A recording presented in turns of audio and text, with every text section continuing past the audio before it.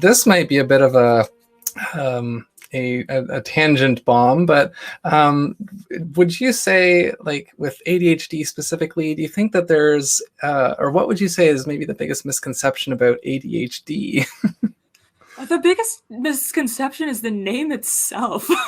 Like, it's not a deficit. It's not an attention deficit. It's an attention regulation issue. And everyone that I've talked to has agreed with me on this, is because, like, we can hyperfocus. So if it was a deficit, we wouldn't hyperfocus on things for hours and forget to eat and go to the bathroom because we're so absorbed in what we're doing. There's no deficit of attention. It's just that we can't control over where our attention is landing as well as the average human can. That's I think the biggest number one conception. And then I guess the other big conception is that it's just this, like, it's this, like, it's this thing that, like, affects kids in school, and that's it. And it's just kind of like this mild thing where kids have trouble at school, and then that's it. That's the only way it affects people's lives. And really it affects, like, every single part of our lives. Yeah, I've noticed, like, through my own journey, because I have a couple of different, like, I'm autistic and ADHD and possibly some other things now as I'm learning.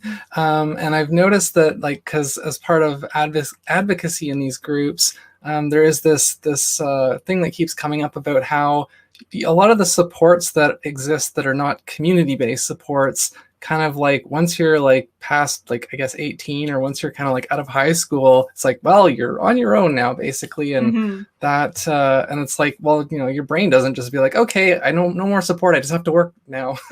Yeah. So that's something. And then there's so many of us, like me. I wasn't even diagnosed until I was 20, so I didn't have any of the supports that they give to children growing up. It's just kind of like, oh, okay, now I know this thing about myself, and I have just the same zero amount of support that I had before, and I have to figure it all out for myself.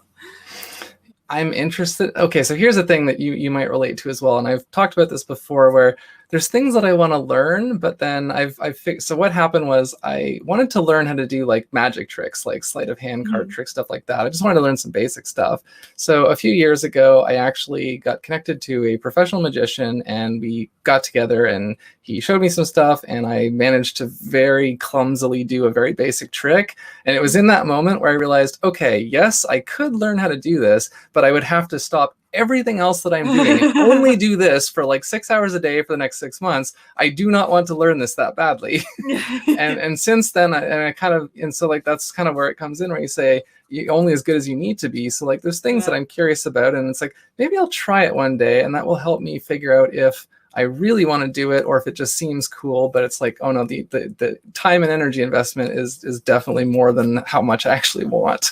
Yeah, there's so many things. Yeah, I totally relate to that, because there's so many things that just seem really, really cool, and yeah, you don't know how much effort it takes until you start it. Like at the beginning of quarantine, I tried to get into resin making because they make it look so easy on TikTok, but turns out it's not as easy as it looks, and I just made a mess and a bunch of garbage. So